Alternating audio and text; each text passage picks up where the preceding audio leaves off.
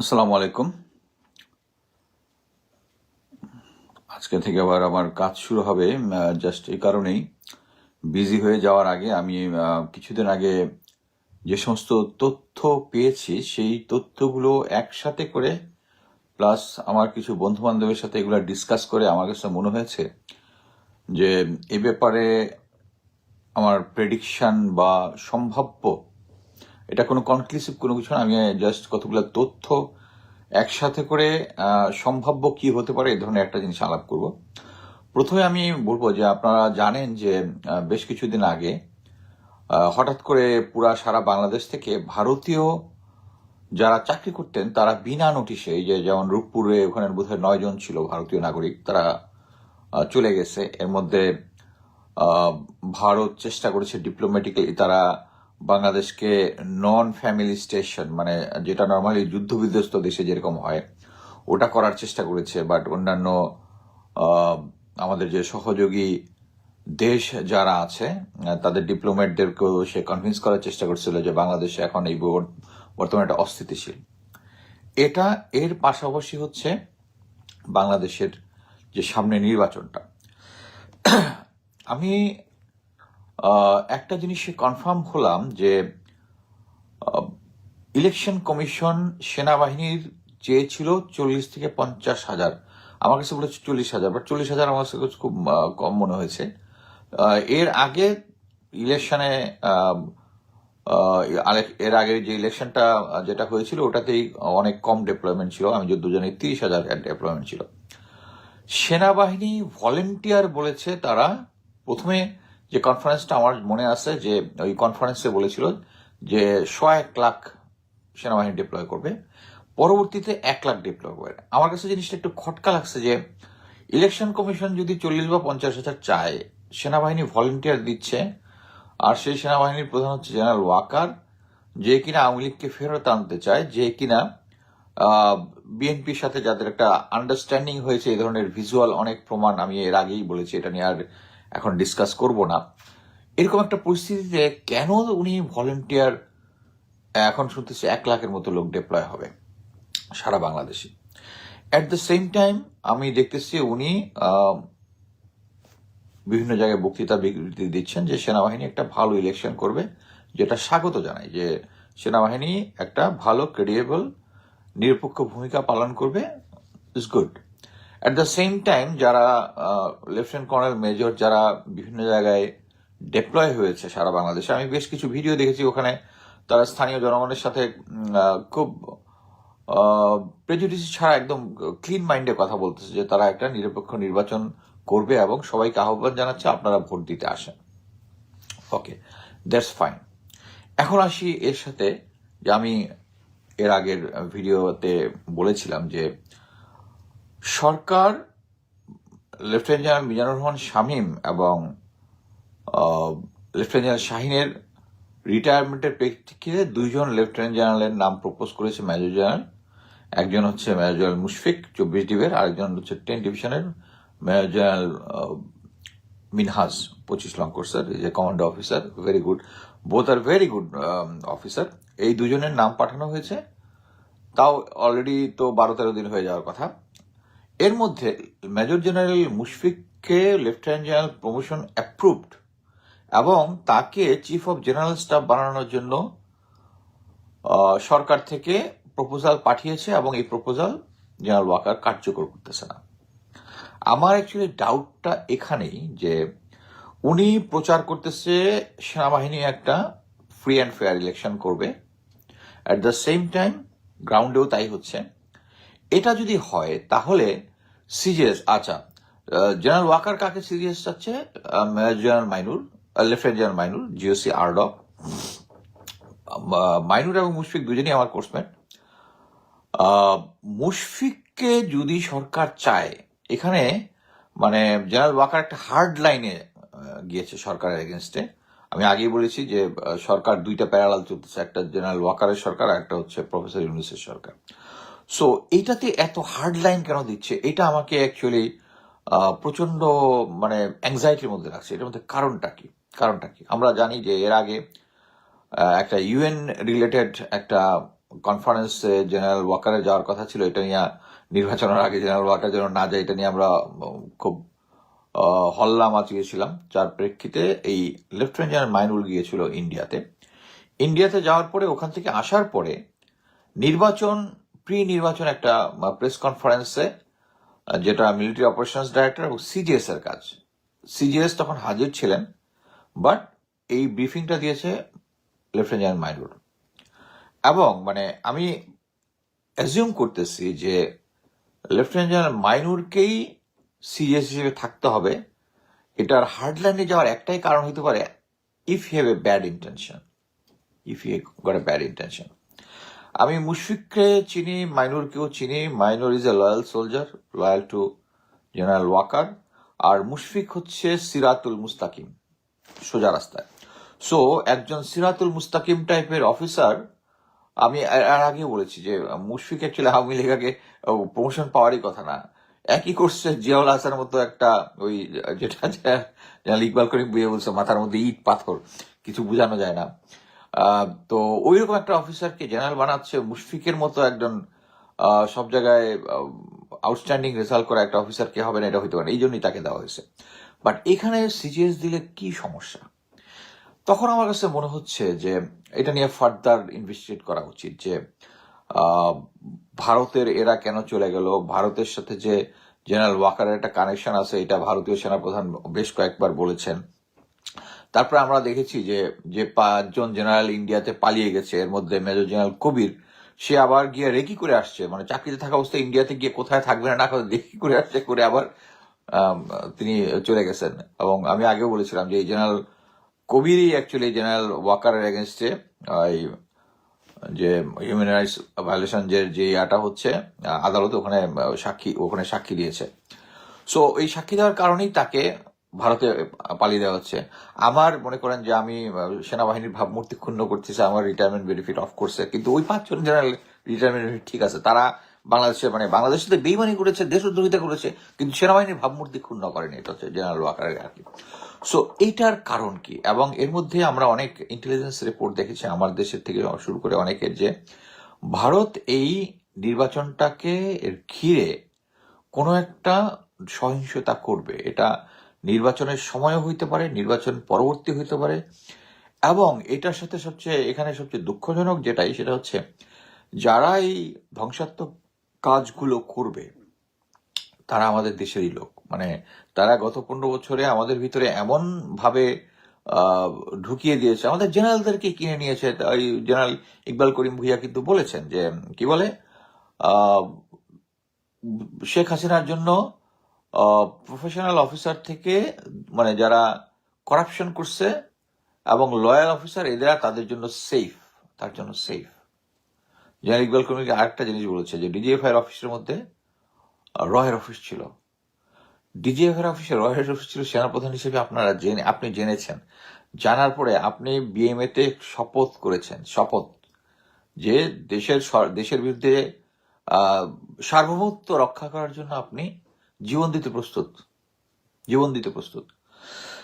আপনার জীবন দেওয়া লাগতো না, আপনি যদি না পারতেন শুধু জাস্ট খালি রিজাইন করতেন, এই কজে রিজাইন করতেন, জীবন দেওয়ার দরকার নাই। আপনি একটা প্রতিবাদ করতে চান, আপনি জানেন যে আওয়ামী লীগের নিয়ে প্রতিবাদ করা ডিফিকাল্ট, বাট এই সেন্সিবল কাজটা করতে পারতেন, যে রিটায়ারমেন্ট। এর মধ্যে আবার আমার কয়েকজন বন্ধু বান্ধব আবার আমাকে করেছেন যে আপনিও তো ম্যাডাম খালেদা জিয়ার বাড়ির ওখানে কিছু করতে পারেন না। একটা বুঝতে হবে, আই ওয়াজ এ মেজর, যার ওখানে কোনো ছিল অবজারভার হিসাবে।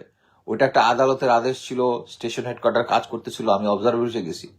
আমার দ্বারা কি ওখানে গিয়ে সম্ভব? এটা একটা, আর আমি ডিনাই করতে পারবো আমাকে যদি কেউ আনলফুল কমান্ড দেয়? That was not unlawful command. এবং আমি এটার ছিলাম, আমি অবজারভার হিসেবে ছিলাম। তো এটার সাথে এটা মিলাইলে হবে না। আমার পরিচয় যে মেজর একজন জেনারেল, যিনি সেনাপ্রধান, উনি এটা করতে পারেন না। এনিওয়ে, আমি আসি যে আমাদের ভিতরে এত লোকজন ঢুকে গেছে এবং হাদি হত্যা হচ্ছে এটার বড় প্রমাণ। আপনারা আরেকটা জিনিস দেখেছেন যে এই ইলেকশন কমিশনার কিন্তু প্রধান কিন্তু বলেছিলেন যে হাদির মৃত্যুটা একটা বিচ্ছিন্ন ঘটনা। তারপরে উনি বলেছেন যে কোনো কোনো 400 গজের মধ্যে কোনো ফোন যাবে না। এবং এটার প্রতিবাদ হয়। এখন উনি ওনার ডিসিশন চেঞ্জ করেছেন, আলহামদুলিল্লাহ, this is a good thing. যদি হতো তাহলে এটার এগেনস্টে আরো স্ট্রং হইতো। তো উনি বুঝে গেছেন যে এই জিনিসটা উনি আর থামাতে পারবেন না। আমার এটাই মনে হয় যে আমাদের পজিশন হবে যেটা হচ্ছে, যে দলকে জনগণ ভোট দিবে তাদেরকে আমরা সাপোর্ট দিব, আমরা জনগণ হিসেবে সাপোর্ট দিব, যে যাকে, বিএনপি আসুক জামাত আসুক কোনো সমস্যা নাই। কিন্তু আমি আগে থেকে প্রেজুডিস হয়ে আমি আইন শৃঙ্খলা বাহিনী হয়ে যে পুলিশ যে কাজটা করছে ইনকালাব মঞ্চের, এটা তো বোঝা গেছে যে ইস ওয়েল প্ল্যান্ড একটা সিচুয়েশন করা, প্লাস হচ্ছে ভোটারদেরকে ভয় দেখানো। এই যে সেনাবাহিনী 21 জন বাংলাদেশ টাইমসের ইয়াকে ধরে নিয়ে আসলো, আবার ছেড়ে দিছে, ছেড়ে দেওয়ার পরে আবার আপনাদের কি কোনো অত্যাচার করা হয়েছে, আপনাদের কোনো হয়েছে, আবার খারাপ ব্যবহার করেছে? ভাই, আপনি তো তাদেরকে খারাপ ব্যবহার করা হয় নাই, কিন্তু আপনি যে কাজটা করেছেন কোনো আদালতের ছাড়া, গ্রেফতারি পরোয়ানা ছাড়া একটা অফিসে ঢুকে তাদের লোকজনকে ধরে নিয়ে আসেন, itself is a threat, itself is a threat. অন্যান্য সাংবাদিক মাধ্যম যারা আছে তাদের জন্য থ্রেট। আমরা যদি কোনো কিছু করি তাহলেই তো আসবো। আবার একটা জিনিস দেখেন, এই যে 21 জনকে তুলে নিয়ে আসছে, কয়টা মেইন স্ট্রিম মিডিয়া এটা কভার করেছে দেখেন। এটাই হচ্ছে স্ট্রেংথ অফ সোশ্যাল মিডিয়া। যারা বিএনপির আছে বলে বেড়ান যে সোশ্যাল মিডিয়ার ইম্প্যাক্ট গ্রামে গঞ্জে নাই, ওটা 12 তারিখের পরে বোঝা যাবে। বাট আমাদের পয়েন্ট হচ্ছে যে আমরা যে সরকারি আসুক মানে 12 তারিখে আমরা তাদেরকে পূর্ণ সমর্থন দিব, পূর্ণ সমর্থন। এবং এটা নিয়ে আমি বলেছি যে এখন পর্যন্ত জামাত বিএনপির এগেনস্টে ভোট কারচুপির কথা বলতেছে, বিএনপি জামাতের এগেনস্টে করতেছে। এগুলো আমি বলবো যে নির্বাচন পূর্ববর্তী একটা ইয়ার পরে আর একটা দলের অপপ্রচার। কিন্তু আমরা অন গ্রাউন্ডে যেটা দেখব ওইটাই বিশ্বাস করব। এই সহিংসতার স্কেলটা যদি এক্সট্রিম লেভেলে যায়, যেটাতে আমি মনে করতেছি যে এমন একটা এক্সট্রিম লেভেলে যাওয়ার সম্ভাবনা আছে, যেটার জন্য আমরা সরাসরি ভারতের এগেনস্টে দাঁড়িয়ে যেতে পারি, ভারতের বিরোধিতা আরো বাড়তে পারে। এই কারণে ভারতীয় নাগরিকদেরকে তারা নিয়ে চলে আসছে। বাট এটার আরেকটা পয়েন্টও আছে, সেটা হচ্ছে ভারত অ্যাকচুয়ালি 7ই আগস্ট 2024 তাদের সমস্ত লোকজনকে নিয়ে চলে গেছে এবং তাদের ফ্যামিলিকে ব্যাক করছে, এরকম তথ্য নাই। সো আমি মনে করি যে তারা একটা জাস্ট সুযোগ নিয়েছে। এবং এটার ভিডিও আমি নিজেই পরবর্তীতে করেছি যে ক্যান্টনমেন্ট থেকে 2টা সেনাবাহিনীর গাড়ি দিয়ে এই রয়ের এজেন্ট প্লাস হচ্ছে যারা এখানে ছিল এদের ইয়াকে দিয়ে দিচ্ছে। সো এই মুহূর্তে তাহলে কি হবে নির্বাচন হয়ে যাওয়ার পরে? আর্মি চাচ্ছে, জেনারেল ওয়াকার চাচ্ছে বিএনপি ক্ষমতায় আসুক, এবং বিএনপির ক্ষমতার পক্ষে তার আগে ব্রিগেডিয়ার শামসকে লন্ডনে দেখা করা থেকে শুরু করে তার রিসিপশন দেওয়া থেকে শুরু করে প্রতিটা জায়গাতে। But good thing is that আমরা কিন্তু এটা এই জন্য আমি বলেছি যে সিনিয়র লিডারশিপ আর জুনিয়র লিডারশিপের মধ্যে অনেক পার্থক্য। জুনিয়র লিডারশিপরা যে অবৈধ অস্ত্র উদ্ধার করতেছে গ্রাউন্ডে, আউটস্ট্যান্ডিং। এবং অলমোস্ট আমি তো দেখতেছি প্রায় সবই হচ্ছে বিএনপির যুব দল, যারা যুবলীগ থেকে আসছে। এই জিনিসটা, এই যে অস্ত্র উদ্ধারটা হচ্ছে, this is a fantastic thing. এবং এইটার থেকে আমরা জুনিয়র অফিসারদের উপর পূর্ণ ভরসা করি। সো আমি যেটা প্রেডিক্ট করতেছি, মনে করেন যে বিএনপি ক্ষমতায় আসবে, এটা চাচ্ছে, জেনারেল ওয়াকার চাচ্ছে, ভারত চাচ্ছে, ভারতীয় মিডিয়া, আওয়ামী লীগ চাচ্ছে, সবাই চাচ্ছে। কিন্তু যদি আমরা অনেকে যেগুলো প্রেডিক্ট করতেছি যে গ্রামে গঞ্জে আওয়ামী লীগ চলে যাওয়ার পরে বিএনপির লোকরা ওখানে গিয়ে বসছে, চাঁদাবাজি কন্টিনিউ করতেছে, বা জীবনমান উন্নত হয় নাই, এটার জন্য বিএনপির ভোট কমে গেছে, এটা কি সত্য? আমরা 12 তারিখে দেখবো। যদি সত্য হয় বা যেটাই হোক, যে দলই আসুক, নির্বাচন পরবর্তী সিচুয়েশন আমাদেরকে কুল থাকতে হবে, সেনাবাহিনীকে কুল থাকতে হবে। আমি আগেই বলেছিলাম যে সেনাবাহিনীর ভিতরে যে আওয়ামী লীগের একটা পুরোনো বয়ান আছে, আওয়ামী লীগ একটা বয়ান দিত যে বাংলাদেশের জনগণ এখনো পিওর গণতন্ত্রের জন্য রেডি না। তারা দিলেই দেখা যাবে যে জঙ্গিবাদকে, ইসলামী ফান্ডামেন্টালিজমের উত্থান ঘটবে। এবং এই তারা যে বয়ানটা প্রচার করেছে, এখন জামাতের যে উত্থান হয়েছে এটার সাথে কিন্তু মিলে যাচ্ছে। এখন মনে করেন সেনাবাহিনীকে কিছু সহিংসতা হইলো, এবং সহিংসতার লেভেলটা আমরা জনগণ ঠিকই বুঝতে পারি যে কোন সহিংসতার লেভেল অ্যাকসেপ্টেড আর কোনটা অ্যাকসেপ্টেড না। আমি বলবো নির্বাচন পূর্ববর্তী যে এখন পর্যন্ত সরকারিভাবে বলা হয়েছে মাত্র 5 জন শুধু নির্বাচন রিলেটেড হত্যা হয়েছে, বাকিগুলা অন্য অভ্যন্তরীণ কোন্দলের জন্য হয়েছে। আমি মনে করি এটা মোটামুটি ঠিক আছে। সো এরকম সিচুয়েশনে আমরা যদি দেখি, মানে সরকার যদি, বিএনপি যদি দেখে যে জামাত চলে আসতেছে, তারা কি কোনো অ্যাগ্রেসিভ অ্যাকশন নিবে কিনা, দিস এ বিগ কোশ্চেন। এবং আমি অ্যাজিউম করি যে নির্বাচন কমিশন বলেছে 40,000 থেকে 50,000 ট্রুপস লাগবে, সেখানে উনি ভলেন্টিয়ার 1 লাখ দিছে। কি কারণে? শুধু নির্বাচনটাকে সহি করার জন্য, নির্বাচনটাকে সুষ্ঠু করার জন্য? জেনারেল ওয়াকারের উপরে এই বিশ্বাসটা আমার আসবে না, কারণ উনি মেজর সাদেককে 198 দিন অ্যাবসেন্ট রেখেছিল, এবং ওই সাদেক বিএনপির ক্যাডারদেরকে জঙ্গি ট্রেনিং দিচ্ছিল দেশের নাশকতা তৈরি করার জন্য। সো ওনাকে বিশ্বাস করার কোনো কিছু নাই। সো এটা যদি হয়, আমি জনগণকে প্রস্তুত থাকতে বলবো। সেনাবাহিনীর জুনিয়র অফিসারদেরকে কোনো ট্র্যাপে না পড়ার জন্য অনুরোধ করব। দেশের মধ্যে অস্থিতির হচ্ছে, এটা যদি ক্রাইসিস যতটাই হোক, সেটা যে দলগুলো নির্বাচন অংশগ্রহণ করেছে তাদের সাথে আলোচনার ভিত্তিতে ছাড়া একচেটিয়াভাবে সেনাবাহিনী যদি কোনো দখল গঠন করে, আমি একটা জিনিস বলি, জেনারেল ওয়াকারের